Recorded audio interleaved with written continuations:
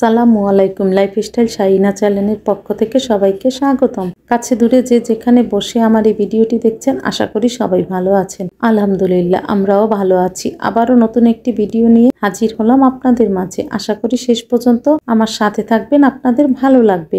আজকে আমি ঘরে থাকা উপকরণ দিয়ে খুব সহজে চিকেন চাপ বানাবো, আর সেটাই আপনাদের মাঝে শেয়ার করছি। তো আমি মাংসগুলো এখানে 1.5 কেজি পরিমাণ একটা মুরগি নিয়েছি। তো মুরগির মাংসগুলো আমি বড় বড় করে কেটে ধুয়ে নিয়েছি। এখন আমি ম্যারিনেট করার জন্য মশলা রেডি করছি। এইখানে আমি দিয়ে দিয়েছি আদা বাটা, রসুন বাটা, গোলমরিচ গুঁড়ো, জিরার গুঁড়া, ধনিয়ার গুঁড়া, গরম মশলার গুঁড়ো, শুকনো মরিচ গুঁড়ো আর লবণ, পরিমাণ মতো লবণ দিয়েছি। আর দিয়ে দিয়েছি সস, যা ঘরে থাকে আমি দিয়েছি এখানে chilli sauce, oyster sauce, soya sauce আর টমেটো সস, সরিষার তেল দিয়ে এখন ভালোভাবে কিন্তু আমি এটা মেখে নিব।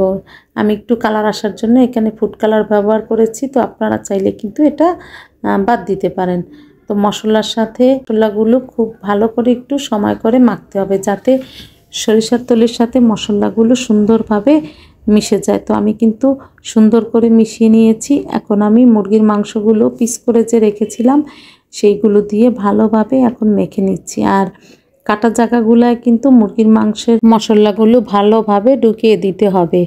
দেখতেই পারছেন আমি কিভাবে মুরগির পিসগুলো সুন্দর করে মশলা মেখে নিচ্ছি। তো একটু সময় করে মাখবেন, যাতে প্রত্যেকটা পিসে যেন মশলাটা ভালোভাবে ঢুকে। তো আমি একটু সময় করেই মেখেছি। তো এইভাবে মেখে এখন আমি রেখে দিব রেস্টে 1.5 ঘন্টার জন্য। আপনারা চাইলে আধা ঘন্টা রাখলেও কিন্তু হয়ে যাবে। তো 1.5 ঘন্টা পরে চলে এসেছি। আমি কিন্তু পরোটা দিয়ে এটা খাবো, এই জন্য পরোটাও কিন্তু এই যে খামির করে রেখে দিয়েছি। আর চিকেনগুলো কিন্তু আমি ইলেকট্রিক ওভেনে ফ্রাই করে নিয়েছি, যেহেতু ইলেকট্রিক ওভেনে ফ্রাই করলে তাড়াতাড়ি হয় আর খেতেও কিন্তু অনেক মজা হয়। আপনারা চাইলে কিন্তু এটা চুলায়ও ফ্রাই করে নিতে পারেন। এখানে আমি সরিষার তেল দিয়ে 1 কাপ পরিমাণ পেস্ট দিয়েছি। আর পেস্টটা কিন্তু আমি চাক করে কেটে নিয়েছি।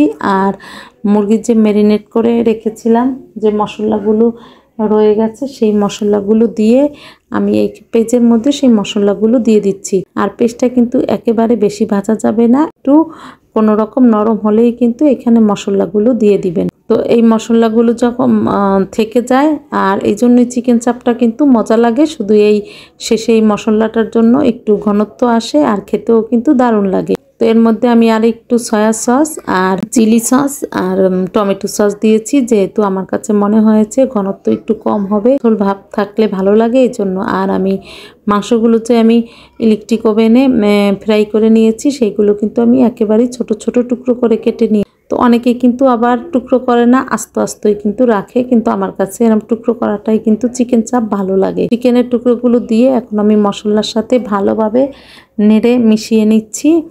তো একটু ভালোভাবে মিশিয়ে নিচ্ছি, আর বারবার নাড়তে হবে, যেহেতু খুব ঘন কড়াইয়ে কিন্তু লেগে যাবে এই জন্য। তো এখন আমি 2টা কাঁচামরিচ দিয়ে দিয়েছি এইখানে।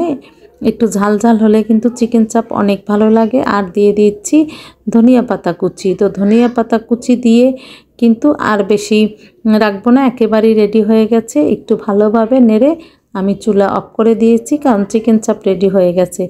পরোটার খামিরও কিন্তু আমি আগেই করে নিয়েছিলাম। তো এখন আমি পরোটাগুলো বানিয়ে নিয়েছি অফ ক্যামেরায়, এখন আমি ভেজে নিচ্ছি। আর দেখতেই পারছেন পরোটাগুলো কত সুন্দর লোভনীয় হয়েছে। প্রত্যেকটা পরোটাই কিন্তু এরকম ফুলে উঠেছিল।